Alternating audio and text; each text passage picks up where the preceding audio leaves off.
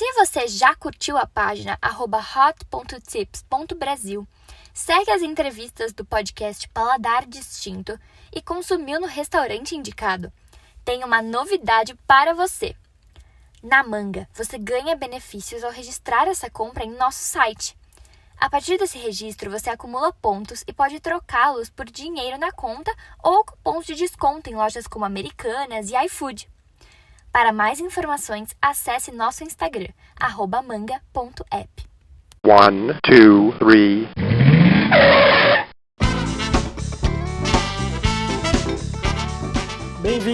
Bem-vindo ao Paladar Distinto, seu podcast de gastronomia. E a conversa de hoje é com o Guilherme, da padaria Carillo, uma padaria italiana desde 1912. Tudo bem, Guilherme? Tudo jóia. E você, Gabriel, tudo bem? Pô, tudo ótimo. Obrigado aí por aceitar nosso convite. Vai ser fantástico a gente trocar umas informações aí sobre um pão italiano fantástico aí na Moca, na região, né, de bastante imigrantes aí italianos. Vai ser fantástico essa conversa. Muito obrigado aí pelo aceite. Imagina, obrigado a você.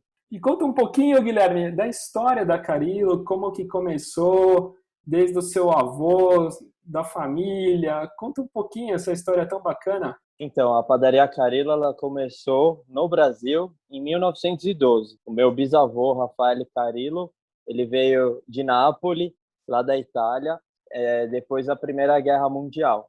Ele veio para o Brasil, primeiro sozinho, acho que com alguns irmãos, para espiar aqui a terra, para ver como que estava o país. Aí ele viu que era bom, aí ele pegou e trouxe os filhos dele, 9 filhos, e a esposa, para morar. E aí ele chegou aqui, aí ele já quis montar a padaria.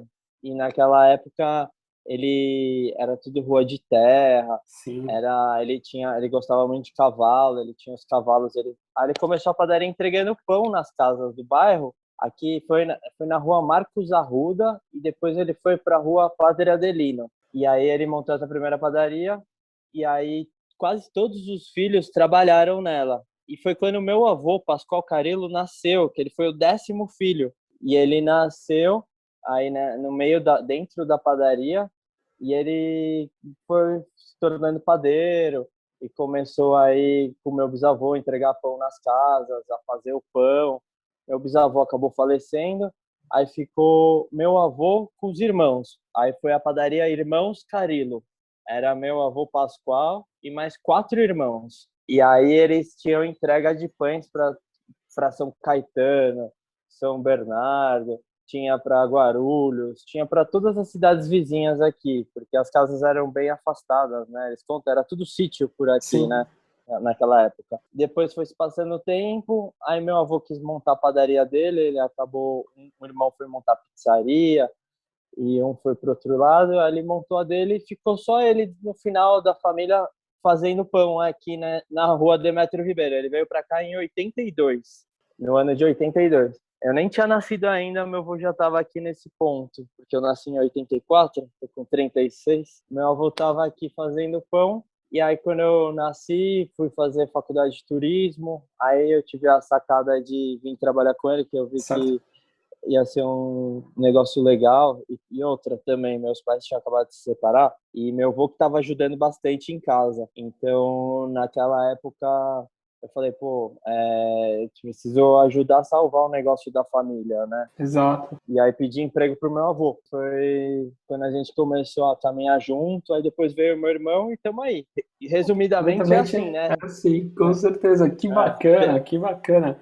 Né? E é o que você falou, né?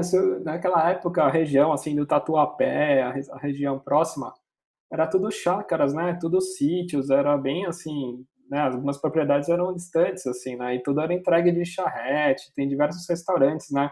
Até tem um restaurante ali também na Moca, que é o Presidente lá de bacalhau, era tudo isso. Começava a entregar o bacalhau tudo de charrete para as regiões, para os vizinhos, né? Meu avô conta que eles colocavam os pães dentro dos sacos de farinha. E quando eles entregavam pão na casa de um cliente, ele não chamava de cliente, ele chama de freguês, né? Porque é o cara que pega sempre. Então ele entregava para a freguesia, sacos de farinha cheios de pães. Era a embalagem que ele usava, porque as famílias eram grandes. Sim. E como era distante, ele entregava uma vez por semana uns 2, 3 sacão lotado de pão para a família toda. Olha que interessante, que bacana, que legal. E tem um forno, né, Guilherme, na padaria, que é um forno muito clássico, assim, cheio de história também, né? Se puder contar um pouquinho sobre esse forno. Então, esse forno, ele é bem legal, né? Ele é um forno a lenha, foi construído em 1940. O engenheiro que construiu ele se chamava Salvatore Arena. Ele construiu essa fábrica de fornos aqui na Moca. Tem algumas padarias aqui do bairro que ainda tem esse forno, mas você não vê muito ele porque esse forno, a cozinha está sempre escondida, né? Sim. Está sempre atrás do balcão lá para uma parte interna da padaria.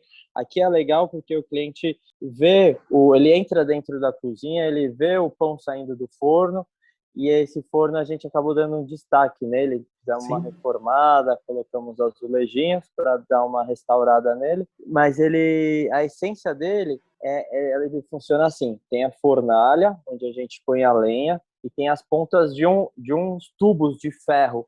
Dizem que dentro desses tubos de ferro tem água, que ela ajuda na condução e no aquecimento desses tubos de ferro. E aí eles vão para dentro das câmaras onde vai o pão. Então, desse ponto de calor da fornalha, a gente conduz o calor para 3 câmaras de pão. A térrea, né, que seria a mais baixa, que até tem um buraco assim para entrar, que a gente deixa para os pães recheados, que é o forno mais quente. A do meio, que a gente põe os pães italianos tradicionais sem recheios, filão. E tem mais uma outra entrada lateral pela esquerda, do terceiro andar do forno, que a gente deixa para confeitaria, que ele não é tão quente, que a confeitaria trabalha com 160 graus, assim. Certo. O forno a gente trabalha com 180 para fazer um pão legal. É que você falou, ele tem toda uma história, né, quem visita a padaria, ele é super bacana mesmo, super diferente. Eu né? acho que o bonito dele é aquelas portas de ferro, tipo guilhotina, assim, Sim. que você abre e aí tem 4 metros de profundidade, então as pás são compridas, então em cada andar ali a gente consegue pôr 100 filões. Nossa. Então ele é bem grande, assim, cabe bastante pão, e ele é de lastro. Então o legal do pão italiano é que você tem a casquinha crocante embaixo, porque o pão vai direto na pedra.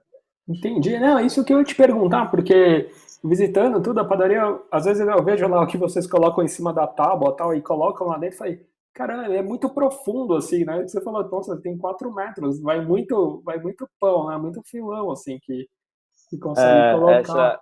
Esse forno aí, e ele tem um sistema de vapor. Esse cara, Salvatore Arena, que construiu esse forno, O cara é um gênio. ele foi um grande engenheiro. Ele até depois foi o construtor da termomecânica, e ele deixou uma fundação. O cara era muito para frente, assim, nas ideias na época. Ele que trouxe participação nos lucros para funcionários. Ele que implantou vários direitos para os operários naquela época, ele que trouxe para os dias de hoje. Isso tudo que a gente vive, ele foi um cara que tratava muito bem os funcionários. Ele teve 2.000 funcionários nessa indústria. Caramba. E ele não teve filhos. Tem um documentário dele aí, que a gente até participa, o Forno, aqui, contando a história dele. E conta um pouquinho, Guilherme, sobre um pouco a produção assim dos pães, como que funciona, a rotina, assim, depois a gente entra um pouco no detalhe assim da fabricação. Vocês começam super cedo, né? Padaria é o que meu avô deixou assim de legado, de história pra gente. Ele falou assim, cara, você quer ser dono de padaria, você vai ter que pôr a mão na massa, você vai ter que saber fazer o pão. Porque se o padeiro faltar, quem que vai fazer o pão, né? Exato. Então, meu avô viu isso ao longo da história dele, alguns irmãos que acabaram não fazendo pão e depois o padeiro deixava na mão e depois não conseguia funcionar a padaria. Sim. Então, para ele não ficar refém, ele quis me passar o mais importante, que é saber fazer o pão, ter esse cuidado, essa receita. certinha, participar de todo o processo, né? E meu avô, ele fazia...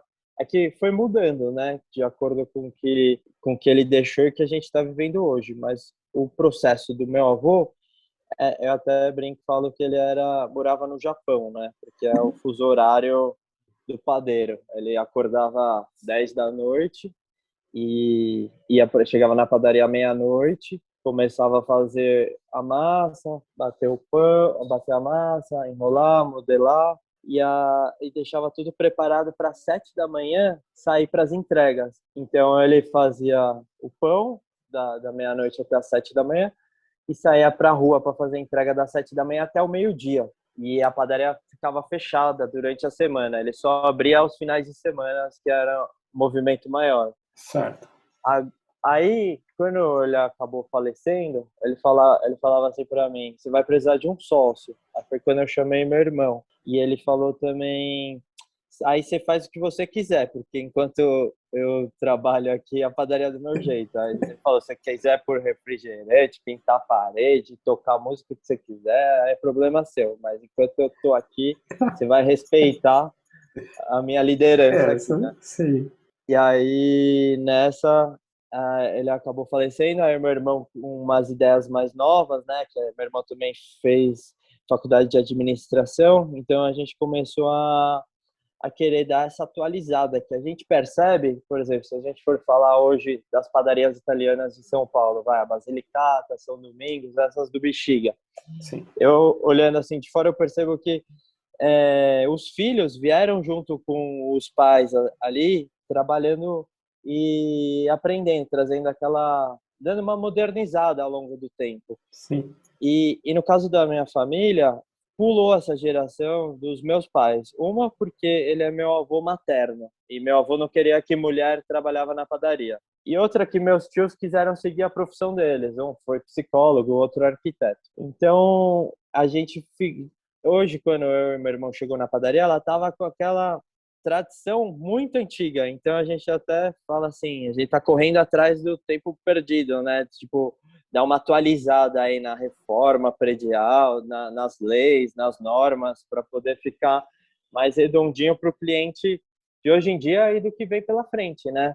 Porque o cliente do meu avô era mais os velhinhos, assim, que não se importava muito com um ambiente mais arrumadinho, Sim. e aí a gente está nessa missão aí. Meu avô faleceu fazem 12 anos hoje, e aí a gente está desde então reformando e incrementando a padaria. A gente hoje tem o processo de produção de pães da madrugada, começou eu e meu irmão na madrugada, Certo. igual meu avô. Só que aí eu falei, vamos se dividir, eu fico na produção e você vai para a rua. Aí eu consigo ter tempo para melhorar aqui dentro e você para melhorar lá fora. Olha, que legal. E a gente se dividiu assim, eu falei, deixa eu ficar aqui, eu faço pão para você e você entrega. E eu vou arrumando aqui com os pedreiros, vou reformando o prédio, colocando também o conhecimento da faculdade de turismo que eu tive, né? Sim. Para poder criar um ambiente, uma lojinha. A gente compactou a cozinha e criou uma pequena mercearia, a princípio.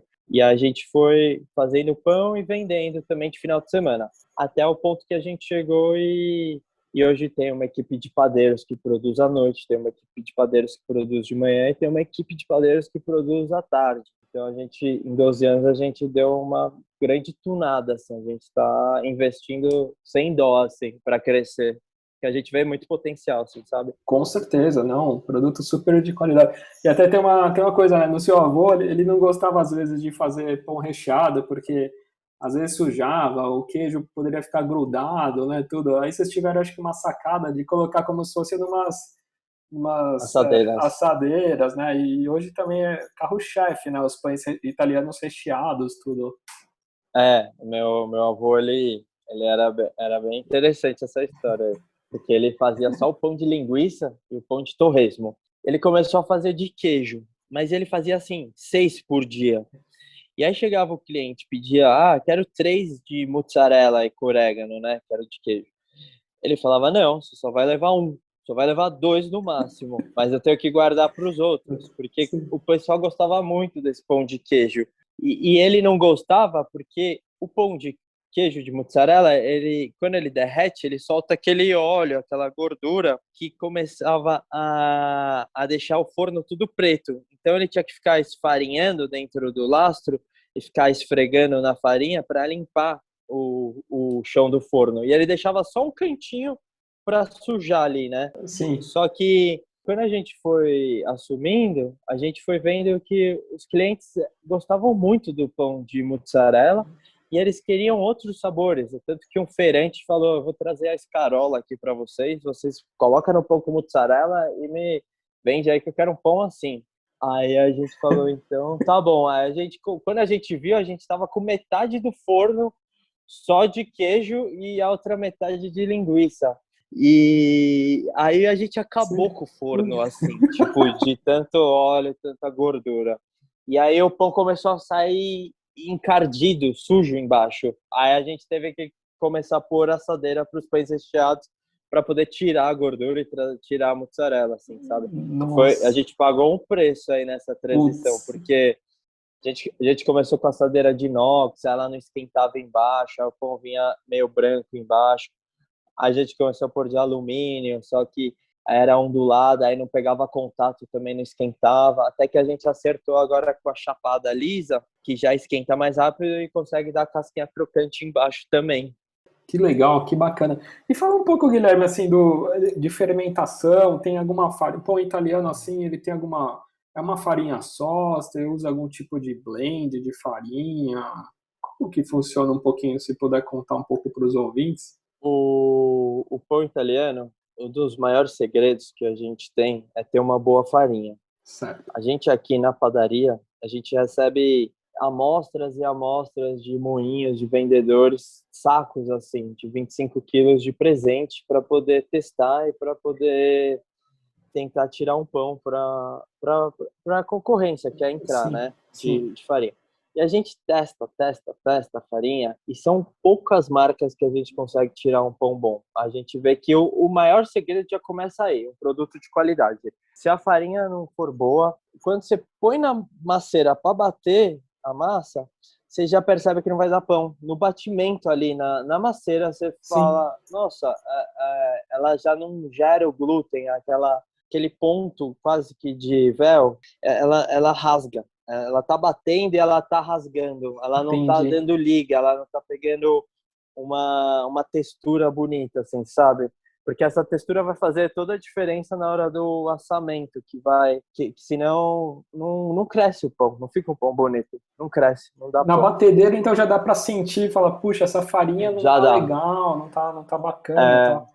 Aí os moinhos mandam técnico, quer pôr melhorador, quer pôr um monte de coisa de química para tentar consertar a farinha, mas não adianta. Eles tentam, mas não resolve. Então a gente não usa nenhum tipo de melhorador, a gente usa farinha pura de qualidade. A gente usava a da São Jorge, a semolina grossa. Só que o moinho São Jorge ele acabou fechando uma parte, a Sim. gente ficou sem. Aí a gente entrou naquela busca incansável atrás de farinha boa. A gente encontrava até umas farinhas boas que até davam um pão bom, crescia, mas daqui a pouco o pão começava a murchar e não mantia a crocância, a qualidade. Porque também a gente tem o costume aqui de ter um pão com miolo bem branquinho. Porque tem farinha que dá um miolo bem acinzentado. É meio escuro, né? É. Aí a gente encontrou uma lá do Paraná, que o mesmo vendedor lá da São Jorge, ele foi atrás, se chama Molino Rosso. Aí a gente pegou, ela é feita por italianos no Brasil. E ela tem o preço bom. A gente também encontrou a Anaconda Premium, que é uma farinha que já tem um preço um pouquinho mais caro, mas que também consegue dar um pão bom. Por enquanto, a gente só tem essas duas opções, assim, que a gente encontra, assim. E tem as farinhas italianas, né? Sim. A Leite Stagione, que a gente também é aqui da Moca, que a gente revende aqui, mas a gente usa para poder alimentar o nosso fermento natural. O fermento, vamos falar de fermento. Na época do meu bisavô, eles faziam tudo de fermento natural. Aí, na época do meu avô, ele inventaram o Flashman, o biológico, e ele quis migrar, e ele quis experimentar, e ele gostou muito, e ele começou a usar também o Flashman o biológico, porque ele falava assim para mim, nossa, foi a melhor coisa que inventaram no mundo, foi esse fermento aqui, porque me agiliza a vida, muito prático, e não, o pão sai com padrão, não ficava refém do fermento selvagem, né? Só que aí, o que aconteceu? Ele começou a descobrir que o pão dava, no calor, dava uma meleca, assim, dava uma cola, ele chamava, né, de cola no miolo, que a gente, hoje, buscando muito, estudando muito, a gente descobriu que essa cola se chama Hope, que é uma bactéria que vem da lavoura, que impregna na padaria e faz com que o miolo fique assim. Sim. E aí ele começou a usar um pouco de propionato de cálcio, ele começou a pôr uma química do antimofo, assim, para um pequeno conservante, uma pequena porção assim, que fazia com que o pão não desse essa cola.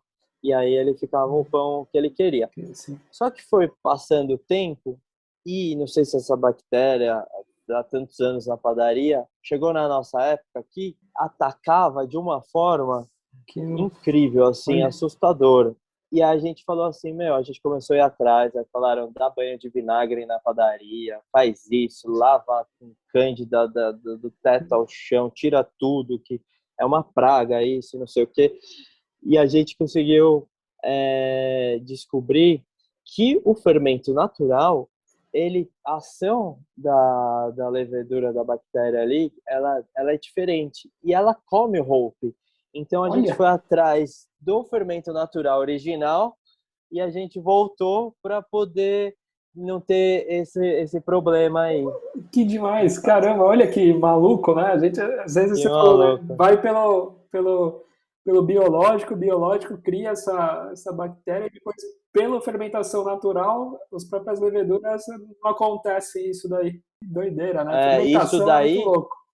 Isso daí, se você pesquisa, é muito raro ver alguém que entende sobre isso. E ninguém, um fala uma coisa, outro fala outra, mas no dia a dia aqui na prática, a gente está apanhando, perdendo cliente por causa desse problema aí. Mas, graças a Deus, voltando para a fermentação natural, a gente conseguiu resolver. Chega às vezes, quando é dia de muito, muito calor assim, pipoca às vezes um ou outro, mas a gente consegue controlar com a fermentação, aumenta a fermentação e aí resolve, controla. Olha, que bacana. E você falou que também tem todo um segredo também, assim, porque é muito bonito, assim, dos pães, assim, são as pestanas, né? Aquele rasgado e tal. Tem umas dicas também, né? Que se eu vou falar assim, Guilherme, para você fazer um pão de qualidade, você tem que dar pressão aqui na massa, porque senão esse pão não vai ficar legal, ele vai meio desanar e tal. Ficar um pão morto, né? Um pão morto, E aí essa ideia de dar essa pressão ali com os dedos, assim, dando essa pressionada, e depois rasgando em cima, que vai abrir uma pestana bacana, né? Quando você puxa a massa, estica ela assim, ela volta como se fosse uma mola. Ela tem aquela elasticidade dela. E aí você aproveita aquela elasticidade para poder enrolar como se fosse um rocambole, para dar aquela prensa para ele ficar mais firme. Aí na hora que você passa a lâmina, a faca lá, na hora de pôr no forno, ele sobe e vem com a pestana assim. Você vê por aí, são poucas padarias que conseguem uma pestana bonita, assim, que fica aquela casquinha crocante que dá vontade de beliscar, né? Exato, isso faz total diferença, né? E nos tipos de pães que vocês têm hoje, assim, hoje vocês têm os filão, né? Assim, o pão italiano tradicional, tem também o redondo e tem a linha dos recheados, seria isso? Tem do filão, tem a baguete também. Baguete. Hoje a gente começou a pôr bastante dos pães menores, né? Porque as famílias são menores hoje em dia, então a gente coloca mini filãozinho, mini redondinho, também que casa bem com uma sopinha, assim, para fazer a cumbuquinha. E os recheados menores também. E a gente tem o pão italiano integral, que a gente introduziu, a ciabatta, e o italianinho, que seria um italiano mais macio, que a gente banha ele na clara do ovo com manteiga. Então ficou um pãozinho para sanduíches. Ixi, para sanduíche. Poxa, que demais. E na parte de doce também é fantástico, né, Guilherme? Tem o canole que vocês recheiam, faz o recheio, coloca o recheio na hora, tudo. Também na linha rabanada também, que é demais, né? Conforme eu fiquei aqui dentro da padaria, minha avó até brinca comigo. Ela fala, meu, você devia ter virado arquiteto, porque você fez tanta obra aqui dentro e a gente acabou construindo a confeitaria e uma cozinha, e um refeitório, e uma área de higienização, e aqui o prédio a gente construiu bastante ambientes. E dentro da confeitaria, a gente vendia muitos produtos de revenda. E aí a gente começou a fazer as nossas bolachas embaladas, os doces típicos italianos, aí amaretto, cantucci, e desses assim que come na hora, o cannoli é o maior sucesso, né? É mais trabalhoso ali de fritar, com Sim. canudinho de metal, tirar o canudinho de metal. A gente tem uma moça que ela entrou aqui para fazer limpeza e ela começou a fazer almoço para gente e ela pediu para começar a fazer doce, ela começou a fazer doce e hoje ela é uma confeiteira incrível, assim, sabe? Nossa, muito legal. E a linha é bem grande, né? Tem esfolhatela também, tem as rosquinhas de erva doce também, que é bem O famosa. farelo, tem a palha italiana, tem rabanada, que a gente aproveita o pão italiano, apesar de não ser muito italiano, né? Mais português, mas é Sim, com o pão italiano, então é italiana, né? sim, sim. A Não, é verdade. gente também tá agora testando várias outras coisas, assim, mas a gente já tá fazendo também tiramisu e panna cotta, Ana Cota também. Poxa, que feito aqui demais. mesmo. A gente tá. Hoje chegou. A gente arrumou um fornecedor de gelato. A gente começa com fornecedores de revenda, a gente Sim, vê a aceitação do público, aí a gente vê que dá giro, aí a gente vê que produzir internamente, se tem a estrutura, que vai um investimento também em maquinário, etc.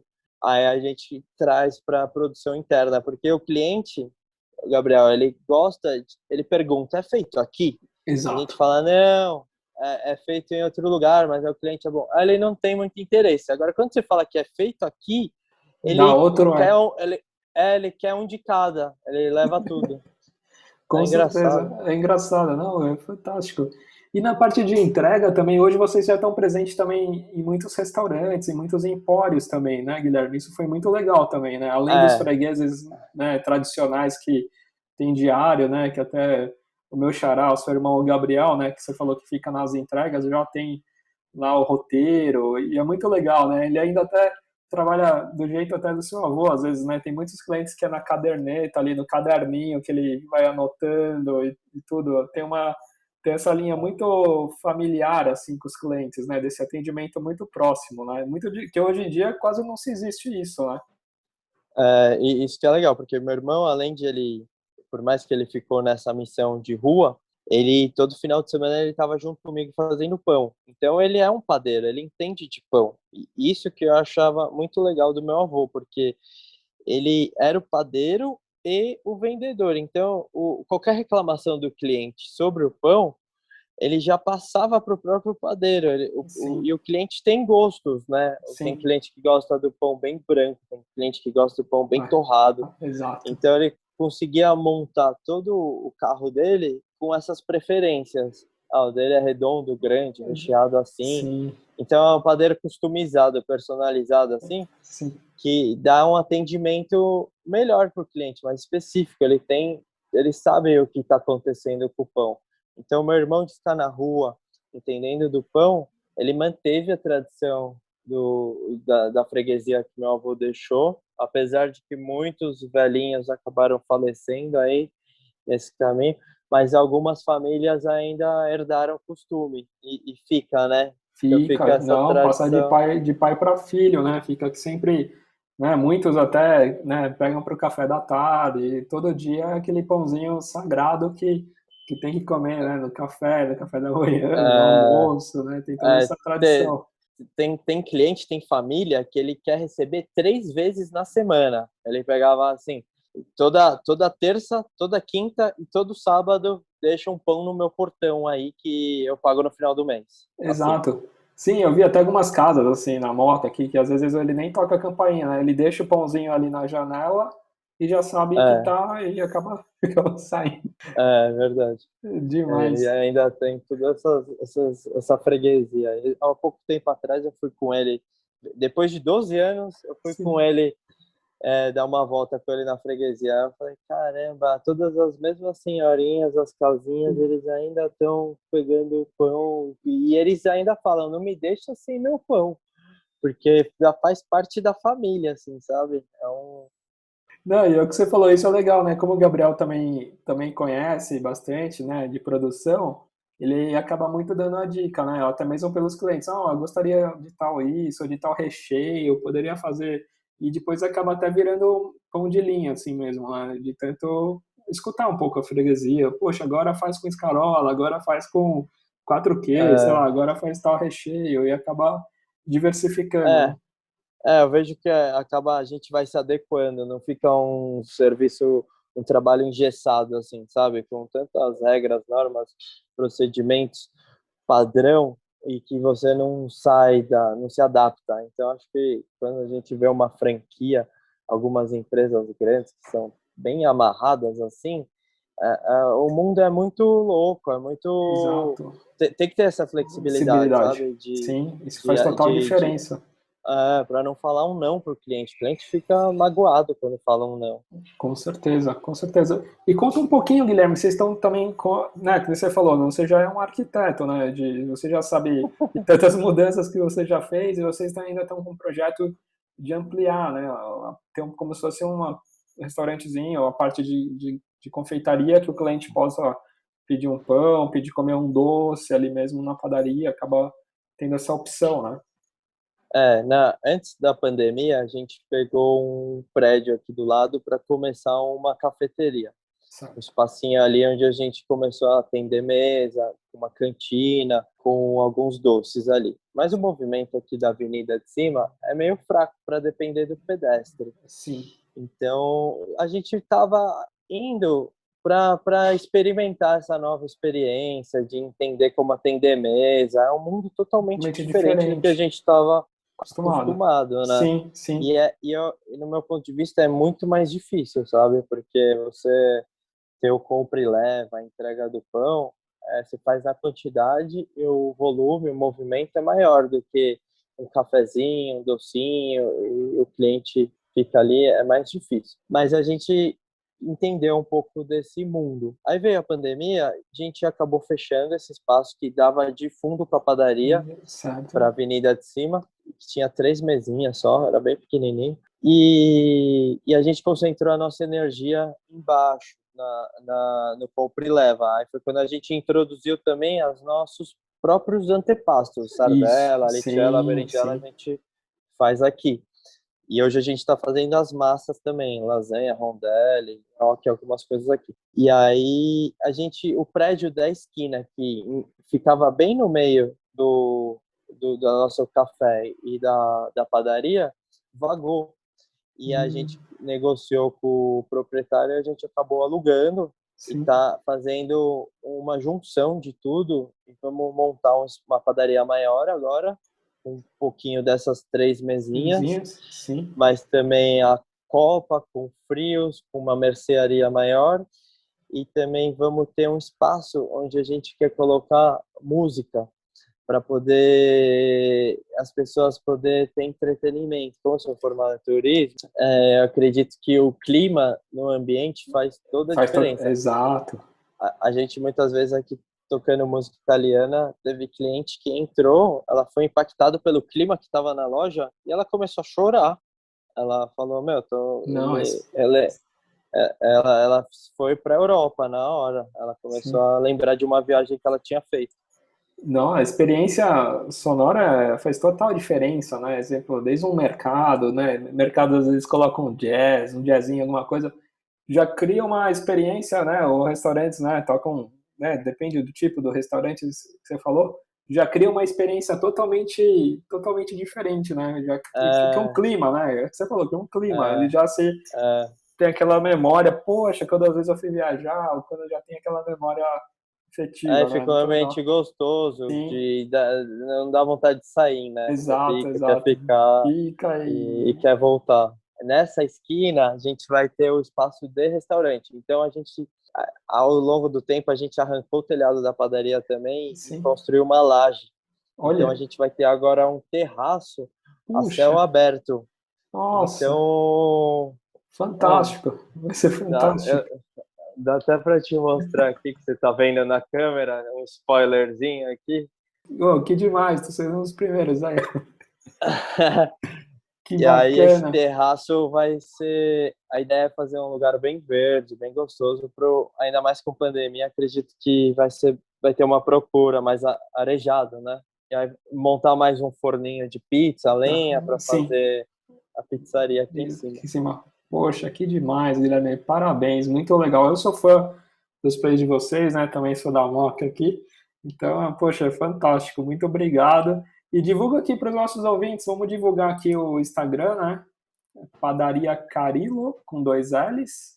E, então ali você encontra, você também consegue fazer os pedidos, consegue fazer as encomendas, você consegue entrar em contato com o pessoal.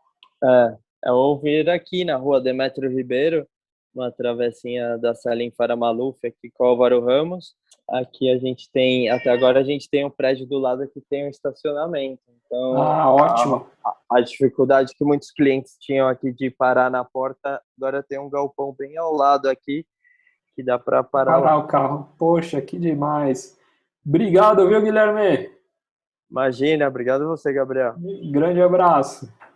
Obrigado para você também, para todos os ouvintes. Espero por vocês aqui. Pareçam aí.